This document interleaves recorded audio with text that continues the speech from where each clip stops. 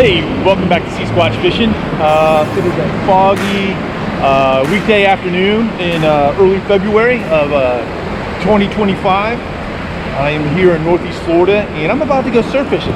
My goal is to catch what hides in there. Ghost shrimp. If I can get enough of them, I'm gonna bring my stuff back down here and I'm gonna go surf fishing. So I'm gonna shut the camera off, or maybe even film, I guess, me trying to catch ghost shrimp. And we're gonna use them for bait so we can't catch some whiting. It's the time of year for whiting.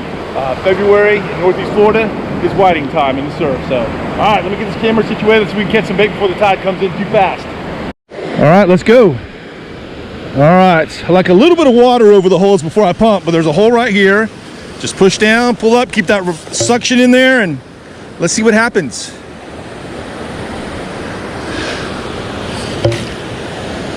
All right, I don't see anybody there. Sometimes you really got to go through a lot of holes before you find your bait. That's for sure. Hopefully I'm giving you guys a good view of this. What do we got here? Here we go. Not a big one, but that's a ghost shrimp. It's kind of small, but it's kind of perfect bait size. Sometimes these smaller ones are like just the perfect mouth bite size for, here's another one here. All right. 2 out of 3 on the holes. Oh, there's a good one right there. This is a male right here. This one here is a male. And that pincher, it may be small as it can be, man, but if that thing gets you, ouch. It'll draw blood for sure. So I'm gonna pop it off. All right. So far, pretty good hunting for ghost shrimp. Another hole right here.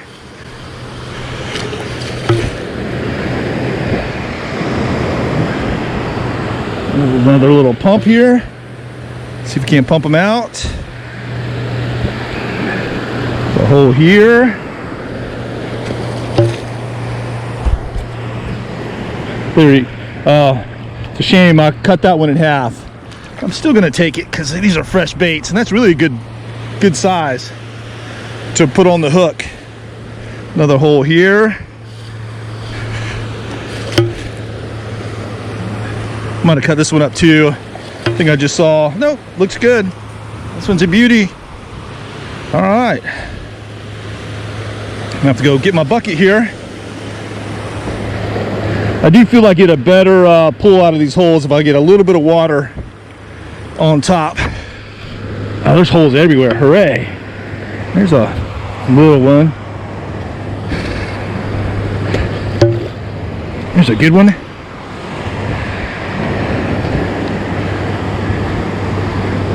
All right, hopefully I'm getting some decent video. There's a good one right there. Yay. All right, I gotta run up here. I left my bucket over here.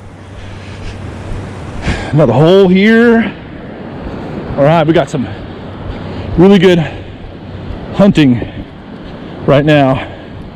I think we'll be able to go surf fishing. All right, I'm gonna turn the camera off. You guys kind of got the idea of what it's like to catch ghost shrimp. Need low tide, a really low tide with a exposed or almost exposed sandbar like that. But I gotta really hustle because the tide is coming in. Sorry for showing you the dirt. Get some water.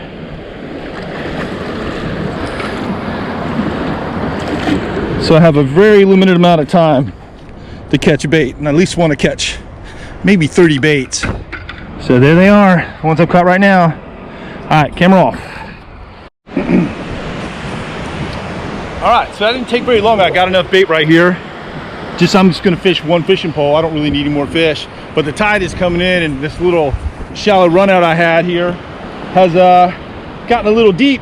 And I don't feel like wading across it. I don't wanna get stuck in deep water here. You know, you always gotta watch out for the tides. I mean, it's not super deep. I'll survive it no matter how deep it gets, but the water's cold. You know, our water temperature is, I think, hovering around 60. It could be a little less or a little more, it just depends on what website you pull up. So, but all right, I'm gonna take these guys back up to my house, put them on the air bubbler here for a bit and get ready, and then come back down here and try to catch some whiting. Let's see how well they do. I know if there's whiting here, I know they're gonna do fantastic, but all right, I don't know. I guess that's what we're gonna do. See ya. All right, so I'm just gonna fish with one rod. I'll just kind of tell you what I have here. I have an original AVET, it's an SX, just an SX 5.3 to 1 gear ratio. Not a very powerful reel, but it's a conventional reel. Bought this years ago, and it's been a huge struggle for me to cast. The preschool one, it's unbelievable. So I actually put a magnet in it, a static mag, and man, it casts so much better. Nowhere near as far, but I have a lot more confidence when I cast it. It does not want to backlash at all. And I just have it spooled up with pink Onday 20-pound monofilament. No shock leader, no braid, no nothing like that. And then I have it on a 12-foot bait casting rod or surf casting rod right here. And if you're from around here, you may be familiar with this brand. I'm gonna go real slow here.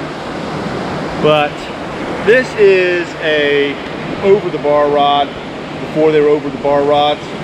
So it's a nice rod, it's a really good rod.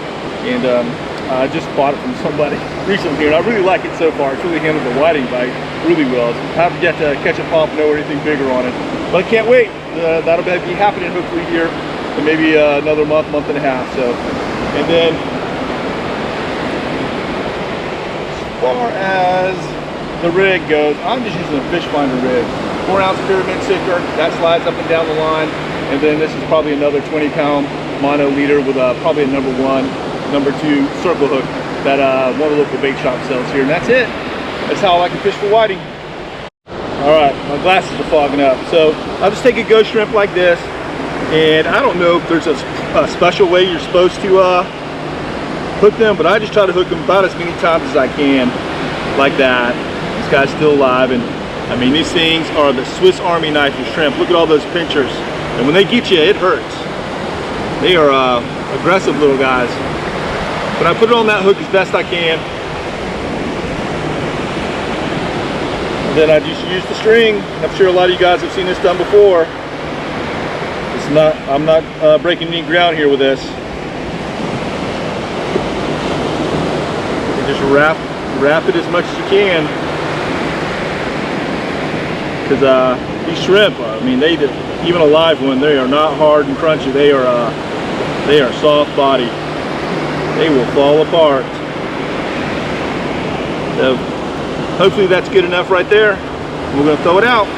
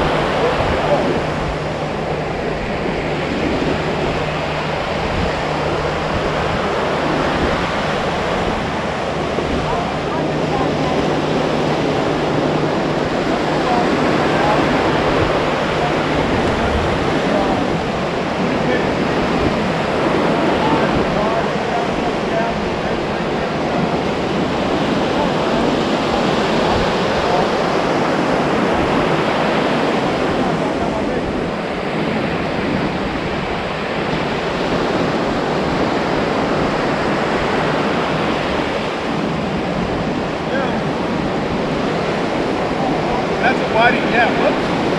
Yeah,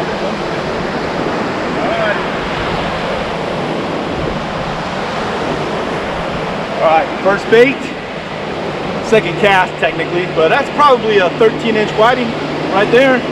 They're biting, they love these ghost shrimp. I'm not keeping any fish I have got a bag full of fish at the house right now that I'm gonna pick up tonight. So just gonna let these guys go. Not a bad whiting, a little skinny, but still good sized fish.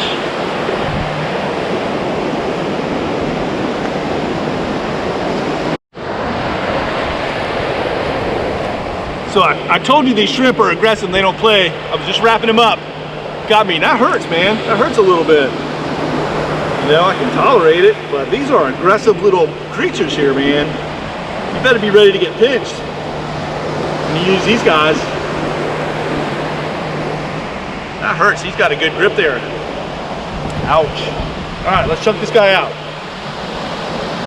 All right, here, let me show you what I'm fishing. The fog's starting to burn off. You can see better. I don't know if you'll be able to see, but right here is a deep hole with a run out. And it kind of takes a trained eye, but can you tell where the waves are having trouble breaking right there? That's because the water's deep right there. They're not breaking right here, because I got a deep slough or trough, whatever you want to call it, right here. That's where I'm throwing my bait. That's where those whiting are. So hopefully I described it right, and hopefully you can see it through this minimal fog here, but deep hole current. That's what I got here. When fishing, you know, you got to have structure and current to give yourself a better chance of fishing. And when it comes to surf fishing, deep sloughs and runouts like this are going to be your structure and your current. So I hope that explained it. All right, so how you doing? I like to keep my bait as fresh as possible, so I keep them aerated. I know you can like put them on ice or in a cooler on something else, you know, to keep them cool. They'll last good, but I just feel they last a lot longer when you have them bubbled, when you give them some air, because they are soft bait. They will disintegrate if you're not careful with them. You leave them out or let them die, they just turn into mush and disintegrate in a heartbeat. So just a little tip, try to keep them alive, or put them in a Ziploc bag or something and lay them on ice. Something like that will help you keep them longer too, if you decide to catch something. I didn't have the camera ready. I was doing some other stuff, and I finally caught one. So I'm like 2 for a dozen baits or so. And I'm not sure why this lady came and sat down right next to me to do her dog thing, kind of over my shoulder here. But she's let her dog run up here. I got this hook flailing around and everything. She didn't care. She literally said, "At least you'll catch something if you hook my dog." I was like, okay. I love dogs. I'd never want to hook a dog or hurt a dog. So, but I thought it was just kind of something nonchalant for her to say. All right, let me release this guy here. I'm gonna say this is probably a 10, 11 inch fish. It's not very big. Just cam ago here. I don't use it very much. Let's see here. So I just had that one fish on here that I let go. I try to do everything in front of the camera here. Try not to get pinched in front of the camera. All right.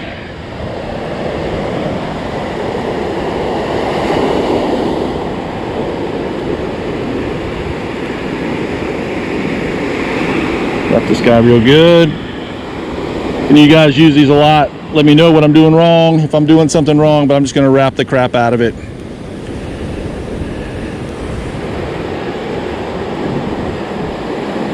All right, hopefully that'll get it. String back in the pocket. One thing I've learned, that bring my string of my up here by my cart on the hard sand, because if you drop this thing in the water, it gets wet, which is kind of lame. But if you drop it in a wave, and the wave pulls out, you lose your string. Then you're in trouble, because there's no way to keep these fish on, these baits on without the string. All right, let's give her a cast.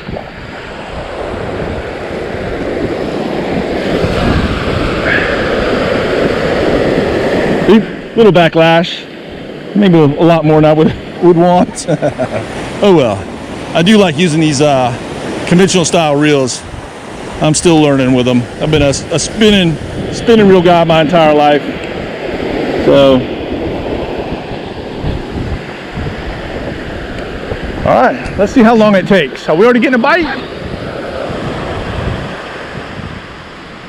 All right, a watched rod, especially a videoed rod, never gets bit, ever.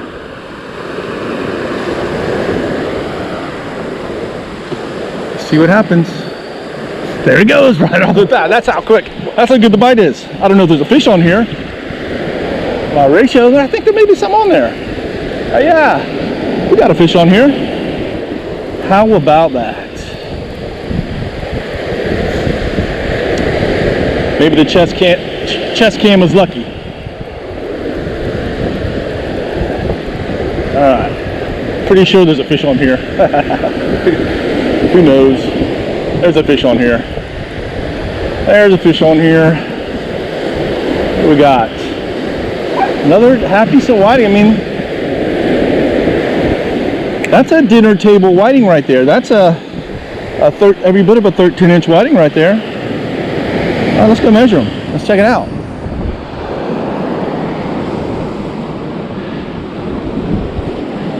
Some slack.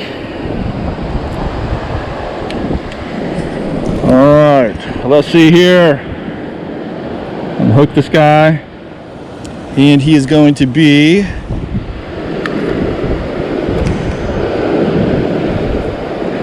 on this. He's just over 13. I don't know if you saw it, if it came out.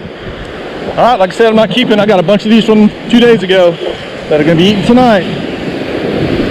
All right, hooray! All right, this fish is on right now. How long it'll last, we'll see. But there definitely was a fish on here. Hopefully he's charging the beach. Right. So, oh yeah, there he is. Felt him there. Felt him tug. These don't really tug real hard because they know they're getting right up here on the steep part of the beach. And where is this fella at? All right. Ooh, trying to get heavy on us. There we go. Another 11 and a half inch fish, I have a feeling right there.